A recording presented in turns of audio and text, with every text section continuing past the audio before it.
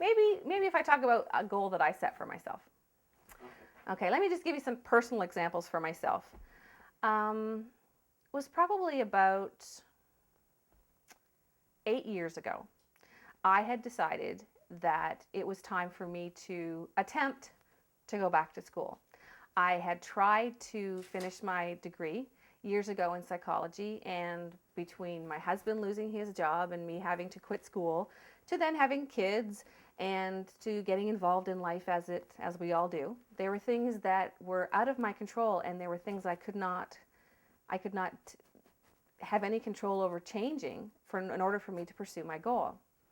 And I think it was probably, and I'm sure a lot of people hear about this, it was actually September 11th. I was actually in New York on September 11th, right downtown in Manhattan. Okay, so there I was, sitting in a hotel room in New York City. I was not able to get hold of my family at all for about probably 8 hours. There was 8 hours of them not knowing, what was happening with me, and me not knowing what was happening anywhere else, because none of our cell phones worked, nothing worked.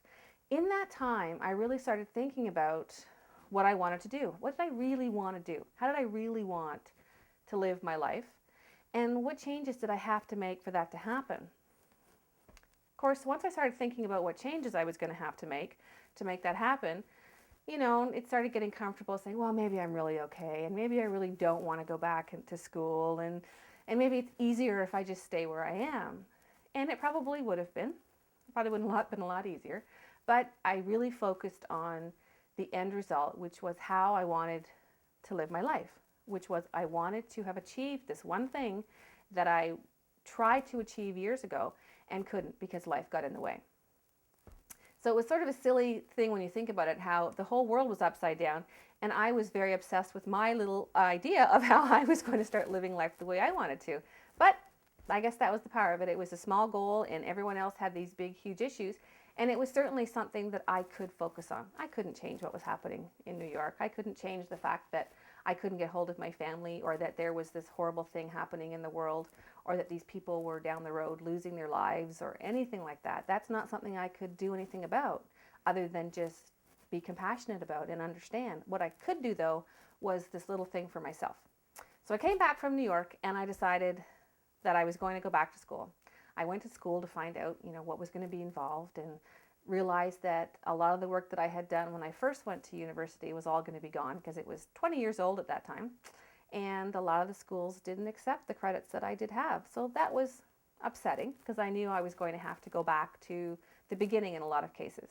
And there was one particular course that I had failed, called stats, that I was terrified to take again, absolutely terrified, because I knew that it was going to be problematic for me. And I just thought, oh, what if there's another way to get around this? But there wasn't.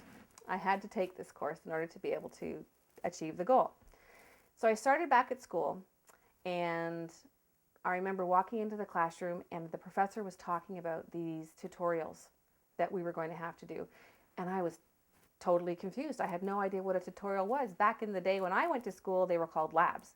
So I sat there just totally thinking, oh God, I can't do this. I don't even know what she's talking about. I met a friend who actually went through the whole process with me at school, who was older than I was, and she was actually a teacher, and she was trying to upgrade herself. We were both totally confused, but the moment that I had somebody else with me that understood the struggle that I was going through and was able to relate to me on that level, things got a little bit easier. So she was my support, from the not so much that she ever helped me to do anything. She didn't help me with my exams, but she understood where I was coming from, and she understood the fear that I was feeling and how foolish I felt, as an older, mature student going back with all these kids. So it was nice. It was good, and it was comforting, and it was helpful. And, she really helped me get through the whole process. Then, of course, the reality set in, and there was essays to write, and there was exams to write, and there were stats to take. So I decided I had finished 2 courses. I did okay. I remembered some of the stuff that I had remembered, how to write an essay and talk to the professors a lot. And then it came to the whole course of stats. I went to the professor and I said, I have to pass this course. I'm terrified. I failed it before. What am I going to do? And he said, well, I think you should take it in the summer. You shouldn't think of anything else. It was 2 classes a week, 3 hours each, and it was all stats and math and I hate math, and I hate stats, and it didn't get any better. And every time I went, it was the same thing. It was never pleasurable. I don't think I recall one moment in that course that I was excited about or happy about, but it had to be done. So I just walked into the class, opened up my mind, listened to what I did, asked for what I didn't know, which is probably the mistake I made when I was younger. If I had asked the professor, what does that mean? Or I don't understand. But I was young and I didn't want to look stupid. Being older, I understand that it's okay to look stupid sometimes, because if you don't ask, you'll never know. And I guess my ego was a bit different than it was when I was younger. So I asked for all the help that I needed, and I got it. And I ended up getting through that course. And eventually I ended up finishing my degree. It took some time, but it got done. And it was such an accomplishment to have faced that silly little fear that was just my own around a stats course.